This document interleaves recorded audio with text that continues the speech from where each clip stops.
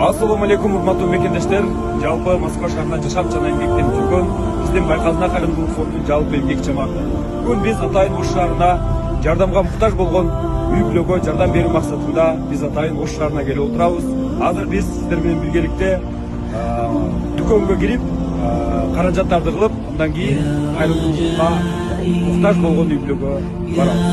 Андыктан видеодон артта калбастан видеону күзөтүп барыңыздар.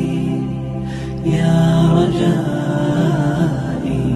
يا رجائي يا رجائي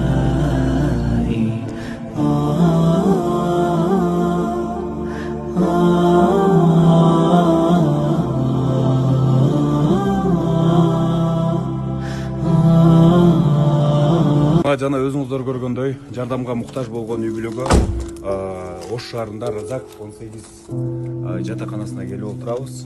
Алдыда сиздер менен биргеликте жалпы видеолорду көрүшөбүз.